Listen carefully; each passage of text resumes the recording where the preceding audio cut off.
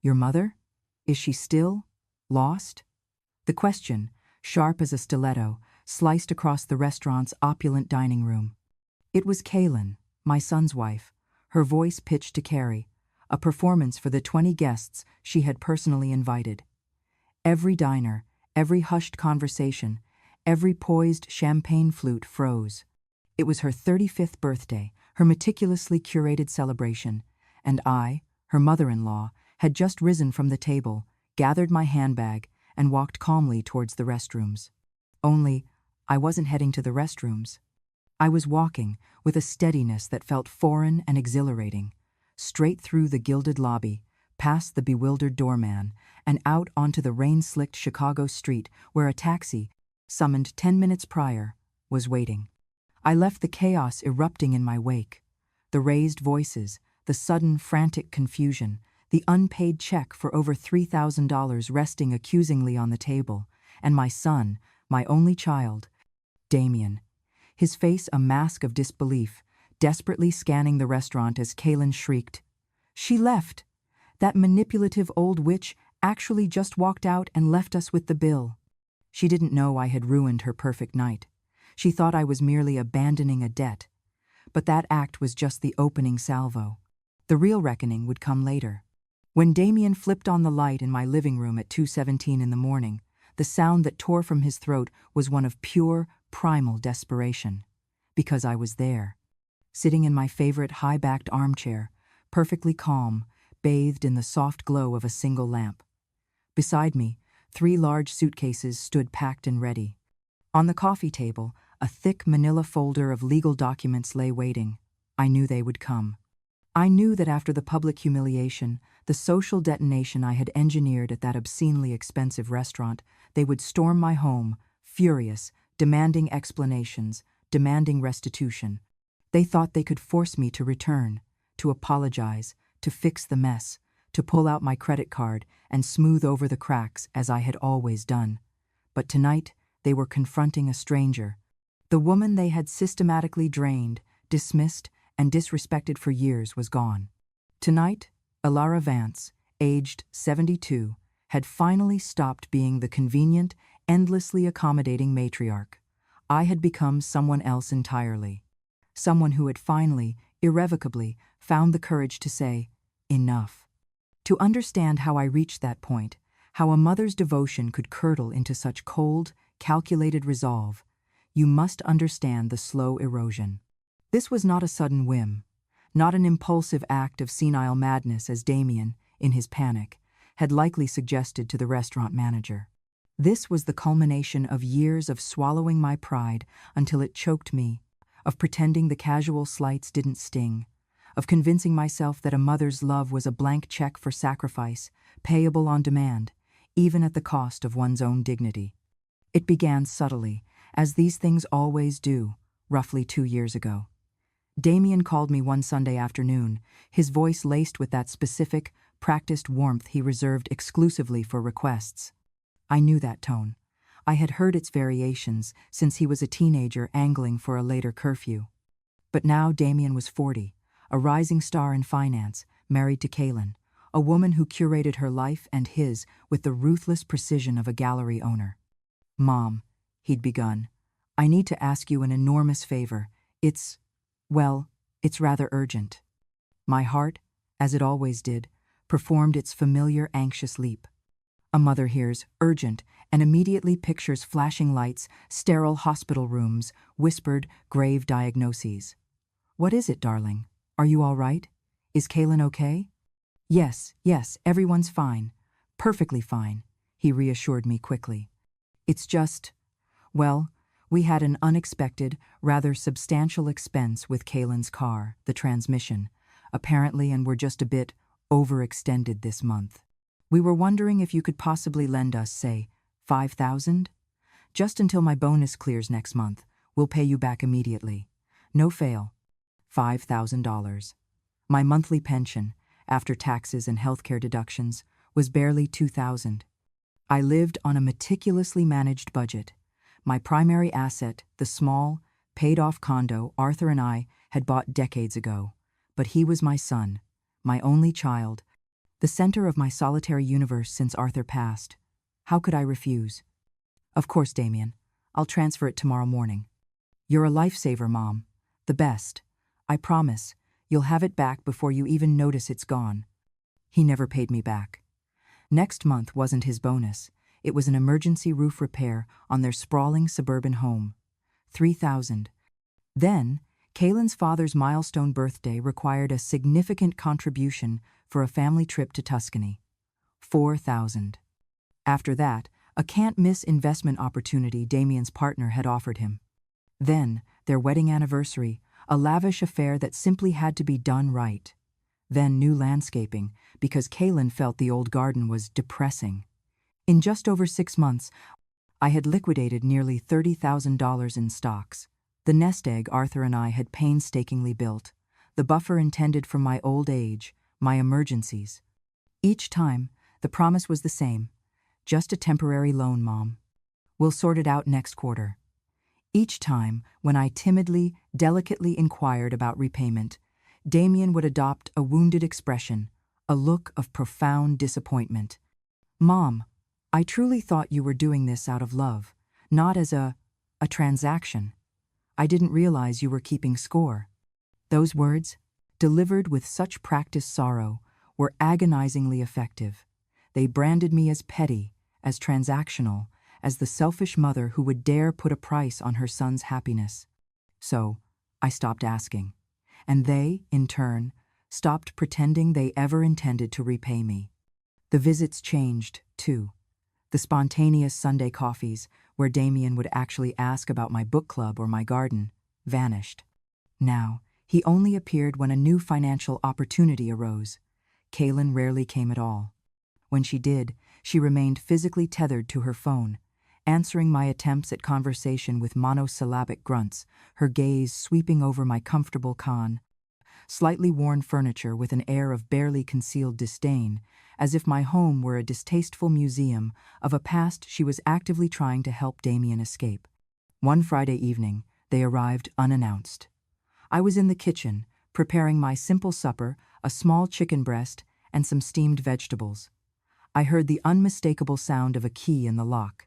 Damien still had his, for emergencies, though it seemed emergencies had become their standard mode of operation. Hi, Mom. We brought sushi. Are you hungry? He strode in, followed by Kaylin, who carried several elegant bags from a high-end restaurant I only knew from glossy magazines. For a fleeting, foolish moment, my heart leaped. They had thought of me. They wanted to share a meal, to connect. Oh, darling, I was just cooking, I murmured. But no matter, I can save this for tomorrow. How lovely. We're starving, Damien announced, already heading to my dining room, bypassing the cozy kitchen nook. They spread the containers across my polished mahogany table as if they owned it, pulling out my best china. I sat with them, smiling, attempting to bridge the widening chasm. How was your week, Damien?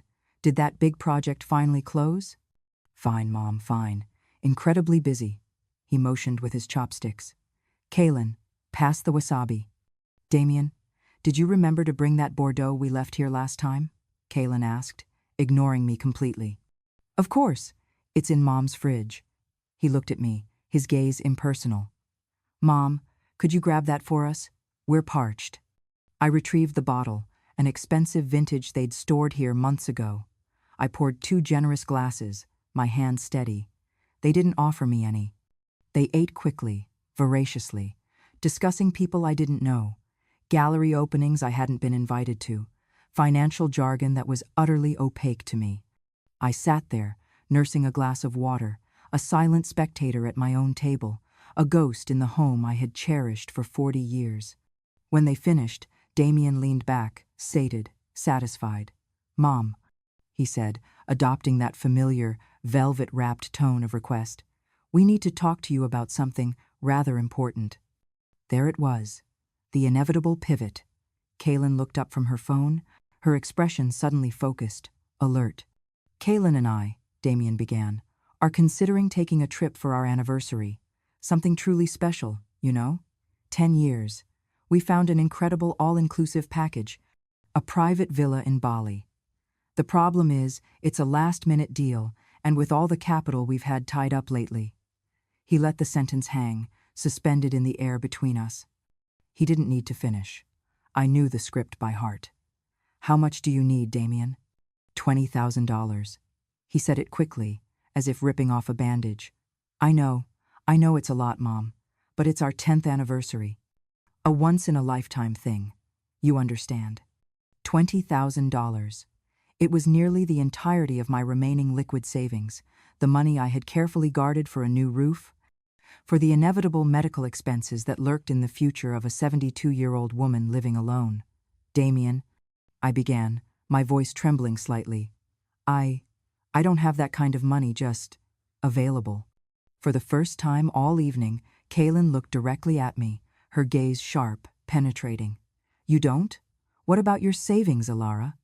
The use of my first name, not Mom or Mrs. Vance, was a deliberate, calculated slight, a reclassification of my status. My savings are for emergencies, Kaylin, for my future. And what, she replied, her voice dangerously soft, is more of an emergency than the happiness and stability of your only son? Damien works so hard, Elara. He deserves this. We deserve this. We would do the same for our parents if they were in need. The breathtaking hypocrisy of the statement, combined with the subtle threat, if they were in need, left me momentarily speechless. Let me see what I can do, I murmured, defeated. Thanks, Mom. Damien's relief was immediate, palpable. I knew we could count on you. You're the best. They left half an hour later, taking the leftover sushi and the empty wine bottle with them, leaving a mountain of dirty dishes and plastic containers strewn across my dining table. I remained seated long after they'd gone, staring at the wreckage of the meal I hadn't eaten, the conversation I hadn't been part of, the transaction that had just taken place. That night, for the first time in months, I wept. Not from sadness, not entirely. It was a colder, sharper emotion. It was the devastating, visceral realization of my own invisibility, the understanding that I had somehow transitioned from cherished mother to, as Celeste had so aptly put it, a resource to be managed, a convenience, an ATM. But I wasn't ready to face that truth. Not yet. I still clung to the deluded hope that this was just a phase, that modern families operated differently, that my son, the boy I adored, was still in there somewhere, buried beneath the layers of ambition and expensive tailoring. 2 days later, my hands shaking, my heart heavy with a grief I couldn't name, I transferred the $20,000. The trip to Bali lasted 2 weeks. In those 14 days, Damien sent exactly 3 text messages. The first, a photo of their feet on a pristine white sand beach. Arrived, paradise.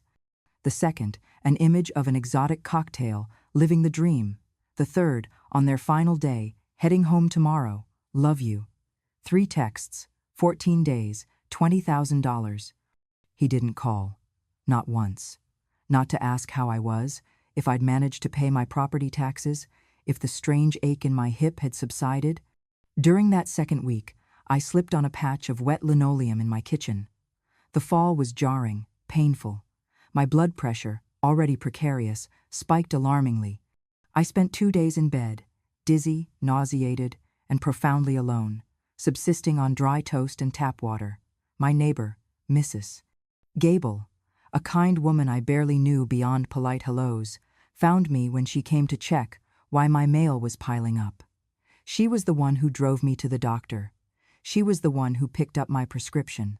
Audrey, she'd said, her eyes filled with a pity I found humiliating. Can't your son come home, help you for a few days? Oh no, I'd replied, forcing a lightness I didn't feel. He's traveling for work, an important trip. I wouldn't want to worry him. Mrs. Gable looked at me, her lips tightening. She didn't say anything else, but her silence, her unspoken judgment of him, was 1,000 times louder than Kaylin's cruelest words. 2 weeks passed after their return, before they graced me with their presence. They arrived on a Saturday afternoon, tanned, glowing, exuding an aura of relaxed, expensive leisure. They were carrying luggage. "Mom," Damien announced, kissing the air near my cheek. We're here for the weekend. They're fumigating our building. A total nightmare. The smell is unbearable. No problem, right? It wasn't a question. It was an occupation. They were already moving past me, depositing their designer suitcases in my guest room, the room I used as a sewing and reading sanctuary. Of course, darling. My house is your house. The words tasted like ash. Kaylin swept past me without a hello, already on her phone, heading straight for the master bathroom. I heard the shower turn on full blast. "Mom, anything to eat?" Damien called out, collapsing onto my sofa, reaching for my remote control. "We're starving." I have ingredients. I can make something. What are you in the mood for?" "I don't know. Whatever. Something good." He surfed through the channels, not looking at me. The food at the villa in Bali was unbelievable. 5-star. I miss it already. Something inside me, something that had been slowly fracturing, finally cracked. I had paid for that 5-star food, that luxury, that escape, with the last of my security. And now he sat on my sofa, in my home, complaining about the lack of options, expecting me to conjure a gourmet meal from my meager pantry, to continue serving him endlessly, without question. But I said nothing. I never said anything. I prepared pasta with a simple chicken and vegetable sauce, using the last of the fresh ingredients I had. I set the table carefully, with the good linen napkins. I don't know what I wanted. To remind them that I was capable, that my home was still a home, that I was still a mother who could nurture, who could provide. When I called them to dinner, they emerged 20 minutes later, engrossed in something on Kaylin's laptop, laughing together. They sat, immediately began eating, talking to each other as if I weren't there. Names of people I didn't know, inside jokes I wasn't privy to. "So," I ventured, desperate for a sliver of connection, "how was the trip, really? Did you have a wonderful time?" "Incredible, Mom," Damien replied, not looking up from his plate. "The villa was insane. Private beach, infinity pool, first class all the way. Kaylin really needed to de-stress, right, honey?" Kaylin agreed, scrolling through her phone. "The spa was divine, daily massages. I feel reborn." The knot in my stomach tightened. Daily massages, paid for with my dwindling nest egg. While I was rationing my blood pressure medication and subsisting on toast, alone, dizzy, terrified of falling again. "And how are you, Mom?" Damien finally asked, the question an obvious afterthought, delivered to his plate, not to me. I'm fine. I had a bit of a fall last week. My pressure spiked, but I saw the doctor. I'm better now." "Oh, that's good. Glad you're better." He took a large bite of pasta. "This is a little dry, Mom. Do you have any more sauce?" I swallowed. The words. The dismissal. He hadn't even registered what I'd said. I fell. I was sick. His only response was to critique the food I had just prepared. Kaylin pushed her plate away, half-eaten. "Ugh, I'm stuffed. That hotel food has completely ruined my appetite for this." She sighed dramatically. "Audrey, is there any dessert? A sorbet, perhaps?" "No, Kaylin. I don't have any dessert." What a shame. She stood, stretching languidly. The dessert buffets at the resort were simply spectacular. Anything you could possibly imagine. She and Damien retreated to the living room, leaving me alone at the table with the dirty dishes, the wasted food, and the deafening silence of my own invisibility. I cleaned the kitchen meticulously, my movements mechanical, scrubbing away the remnants of their meal, of their presence. From the living room, their laughter echoed, bright, carefree, exclusive. They were watching a comedy, sharing a private world in my home, a world from which I was completely, utterly excluded. That night, sleep was impossible. Their voices, though muffled, carried through the thin walls of my old house. Kaylor's, sharp, impatient. "No, Damien, we've extracted enough for this quarter. Give her time to replenish. We need to be more strategic. We can't just bleed her dry all at once. She'll catch on." "And what am I supposed to do?" Damien's voice, a frustrated whine. "She's my mother. That's what mothers do." Yes, but we need to manage the asset properly. We can't spook her. Be patient. We'll need her for the down payment on the Hamptons house next summer. Catch on. Strategic, asset. The words cold, clinical, reptilian slithered into my consciousness. I lay in the darkness, rigid, my blood turning to ice. I wasn't their mother. I wasn't even a person to them. I was an asset, a resource, a mine to be plundered, strategically, until I was fully depleted. The next morning, I rose before dawn. I prepared breakfast: fresh squeezed orange juice, scrambled eggs, artisan toast. I set the table with the good china. A desperate, final act of defiant domesticity. Damien emerged first, yawning, his hair tousled. "Morning, Mom." "Smells good." Kaylin followed 20 minutes later, already impeccably dressed, makeup flawless, phone in hand. "Is there any real coffee?" she asked, wrinkling her nose at my percolator. "Instant? Oh, Audrey, it gives me indigestion. Don't you have an espresso?" "Ah, no, Kaylin. This is all there is." She sighed, pushing the cup away, unopened. Damien ate quickly, scrolling through emails on his phone. When he finished, he wiped his mouth, pushed his plate away, and looked at me with that familiar, calculated expression. The request expression. "Mom," he began, "I know we've been hitting you up a lot, and we appreciate it truly.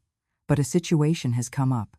My heart, which I thought had shattered the night before, seemed to stop.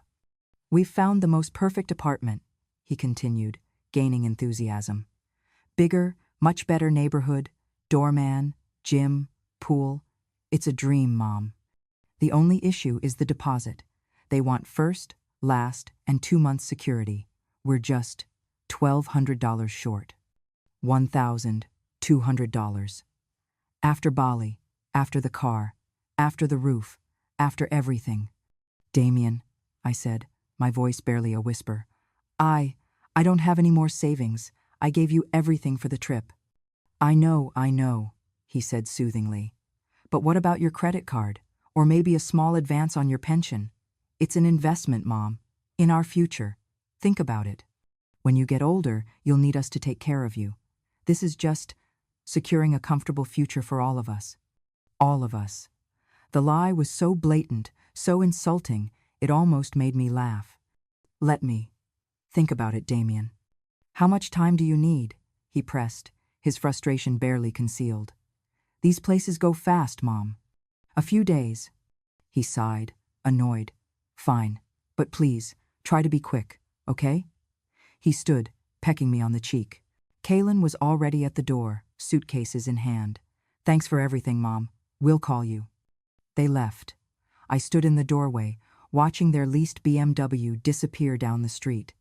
The house settled back into its heavy, wounded silence. I walked into the guest room, towels on the floor, bed unmade, my expensive shampoo, the one I saved, nearly empty, makeup stains on my best white hand towel. I cleaned, I tidied, I erased their presence, my movements automatic, my mind clicking with a cold, new precision. I sat down in my living room, the silence no longer painful, but charged. Something inside me, that small, hopeful, maternal flame, had finally been extinguished. It was replaced by something else, something cold, clear, and unyielding as steel. For 2 weeks, I heard nothing. The silence was absolute. No calls, no texts. It was as if I had ceased to exist the moment my utility had paused. I spent my days in a haze, mechanically going through the motions of living. But the waiting was agony. Every phone ring made me jump. Every email notification sent a jolt of false hope. But it was never him. I finally accepted an invitation from Mrs. Gable. Her small apartment, filled with photographs of smiling children and grandchildren, smelled of cinnamon and coffee. "Audrey," she said gently, her eyes full of a pity I loathed. "My children call every single day, even just for 5 minutes. I know I'm lucky." She didn't have to say the rest. Her silence was an indictment. That night, Robert finally called. "Mom, how are you?" The false cheer was jarring. "Listen, we got the apartment. My boss fronted me the deposit. We move next weekend. That's wonderful, Damien, I managed. Yeah, it's fantastic. Listen, we need a huge favor. The moving company is coming Saturday at 8 a.m. sharp. We need someone to be at the old apartment to let them in and supervise while we're at the new place getting things set up. Can you handle that? He didn't ask if I was free. He didn't ask if I had transportation. He just assumed my availability. Yes, Damien, I can be there. Perfect. You're the best, Mom. I'll text you the address. Gotta run. He hung up. On Saturday, I woke at 5:30 a.m. I took 2 buses across town, arriving at their old, empty apartment at 7:50 a.m., my knees aching from the damp cold. The movers were, as promised, punctual. I stood in the echoing, empty space for 3 hours, supervising the loading, ensuring nothing was left behind. At 11 a.m., the truck pulled away. I texted Damien, all done, the apartment is empty. His reply came 2 hours later. KTX. Leave keys with the doorman. That was it. No, thank you for giving up your Saturday. No, how will you get home? No, want to come see the new place. Nothing. I left the keys and took the 2 buses home. I arrived at 3 p.m., exhausted, chilled, my headache a pounding drum. I made a cup of tea, sat in my armchair, and stared at my silent phone. And in that profound, echoing silence, the final fracture occurred. It wasn't dramatic. It wasn't accompanied by tears. It was a quiet, definitive snap. The realization, cold and absolute, I wasn't their mother. I was their functionary, their unpaid intern, their emergency fund. And the moment I stopped performing those functions, I simply ceased to exist. 2 weeks later, the text invitation arrived for Kaylin's birthday. Martino's, confirm if you can go. The calls followed. Did you buy the gift? The list is at Neiman's. The cheapest item is $180. Oh, and by the way, it would be nice if you contributed to the final bill. Maybe the drinks or dessert? It's my 30th, Elara. You can make an effort. The rage, when it finally came, was not hot. It was glacial. It was precise. I went to the department store. I purchased the $180 towels, the gold bow on the box mocking me. I dressed for the party, the sapphire silk feeling like armor. I arrived at Martino's. I sat at the end of the table, invisible. I listened to the toasts to Kaylin, the praise for Damien. I watched her open her extravagant gifts. I presented my own. Oh, towels. How practical. Thanks, Audrey. Then came the check. Over $3,000. Damien, after a hurried, whispered conference with Kaylin, brought it to me. Mom, a little short. Could you cover the rest? $1,500? Kaylin, watching, her eyes cold, calculating. It's my birthday, Elara. Don't ruin this. Are you really going to make a scene over money? The room blurred. The faces, the laughter, the judgment. I need to use the restroom, I murmured, clutching my handbag. Mom, wait, Damien started, but I was already moving, walking with a strange, light-headed calm. I walked past the restrooms, past the concerned maitre d', straight through the heavy glass doors and into the cold, cleansing night air. My phone was already in my hand. The taxi app was open. Confirm ride? I pressed confirm. 5 minutes. I waited in the shadows of the restaurant's elaborate entryway, my heart hammering, a wild, liberating rhythm. This is not me. This is not who I am. But it was. It was the new me. The taxi pulled up. I got in, gave my address, and as we pulled away, I looked back at the glittering facade of Martino's. Inside, the chaos was just beginning. And for the first time in years, I felt a flicker of something profoundly, dangerously, like freedom. I arrived home to a dark, silent house. But this time, the silence wasn't lonely. It was strategic. I didn't turn on the lights, save for the single lamp in the living room. I retrieved the 3 suitcases I'd bought in secret last week. I began to pack, not in a frenzy, but with methodical calm. Essentials, clothes, my few pieces of good jewelry, Arthur's letters, the files. I emptied my hidden safe. The $12,000 in emergency cash I'd painstakingly rebuilt. $20 here, $50 there. Siphoned from my pension, a secret insurance policy against the very people I was now fleeing. I placed the thick manila folder containing the original deed, the co-signing agreement with Henderson's ironclad clauses, and copies of all the bank transfers to Damien on the coffee table. I sat in my armchair. I turned off my phone, ignoring the frantic cascade of incoming calls and texts, and I waited. At 2:17 a.m., the key scraped violently in the lock. The door flew open. "Mom! Mom!" Damien's voice, frantic, enraged. He fumbled for the light switch. The room flooded with light, revealing the scene. Me, calm in my armchair, the suitcases, silent witnesses, the folder, an accusation on the table. He screamed, a raw, guttural sound of disbelief and desperation. "What? What is this?" He pointed, trembling, at the luggage. Kaylin pushed past him, her face a mask of fury, her expensive dress wrinkled, mascara smudged beneath her eyes. "Do you have any idea?" she shrieked. "The humiliation? The shame? We had to call my father. My father, to pay that bill. You made us look like children, like frauds." I looked at her, my gaze steady, and said nothing. "Mom, this is insane," Damien pleaded, his anger warring with panic. You can't be leaving. Where would you even go? You have no money. You have nowhere." "I have $12,000 in cash, right here," I said, my voice quiet, but it seemed to echo in the tense room. "Savings you didn't know about, and I have plans." "Plans?" Kaylin scoffed, though a flicker of fear entered her eyes. "You can't do anything alone. You've always depended on us." The audacity of the lie struck me. Depended on you? I finally rose from the chair, my small stature suddenly feeling imposing. "I have never depended on you, Kaylin. You have depended on me, on my pension, on my savings, on my house, on my silence.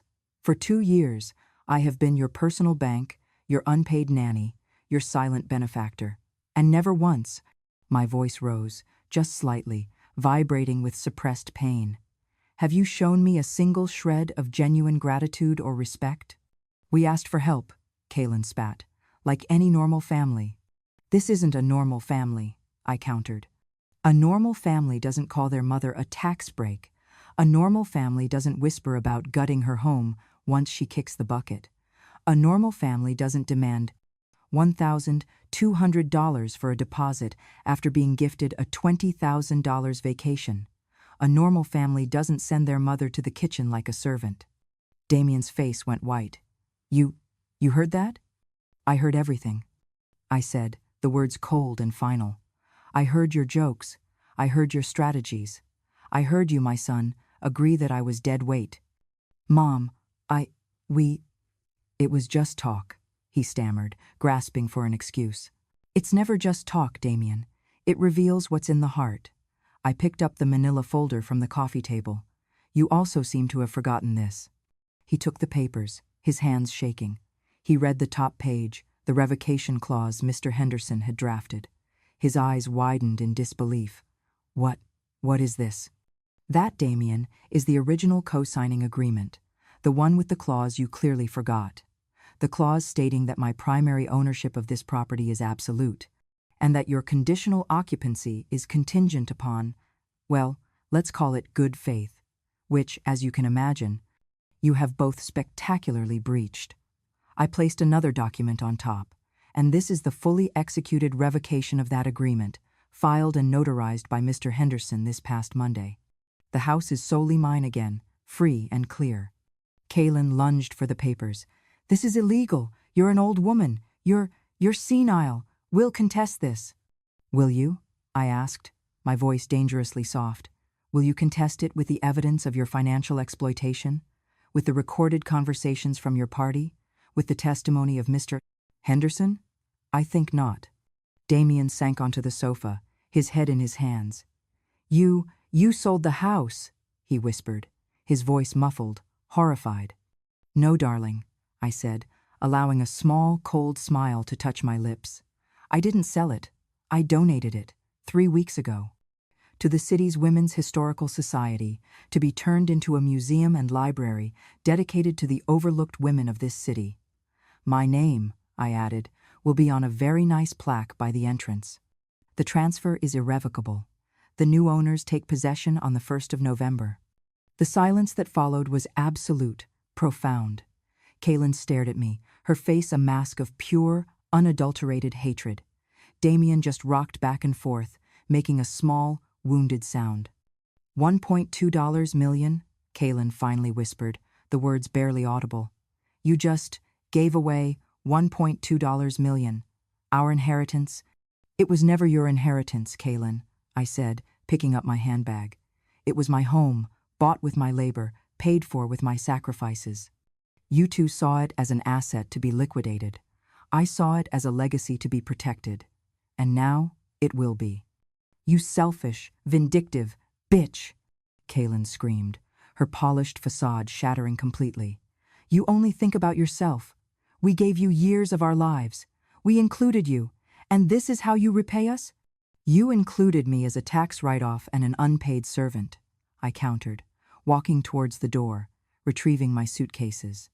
You repaid my lifetime of sacrifice by mocking me, exploiting me, and waiting for me to die. We have very different definitions of family, it seems. Damien finally looked up, his face streaked with tears, his eyes hollow. Mom, please, don't do this. We're sorry. We didn't mean it.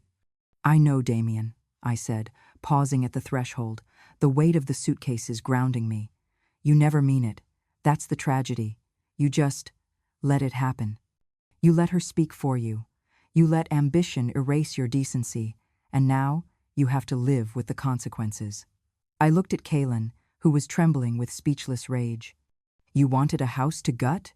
Well, now you have to find your own. You're going to regret this, Damien whispered, a last, desperate plea.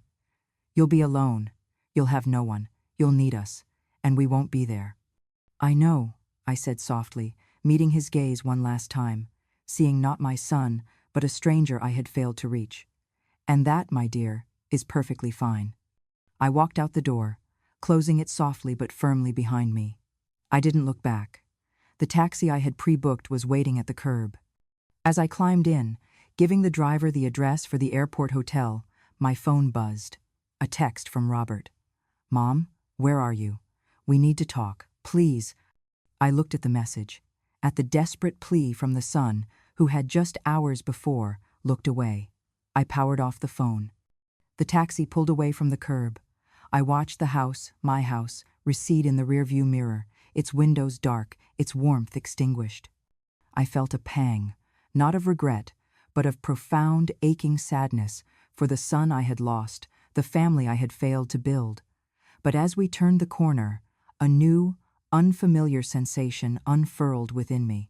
It felt like peace, a cold, quiet, hard-won peace. I had lost my son, perhaps. I had lost my home. But I had, finally, spectacularly, reclaimed myself. And as the city lights blurred past the window, I realized that was an inheritance worth far more than any house, any sum of money. It was priceless.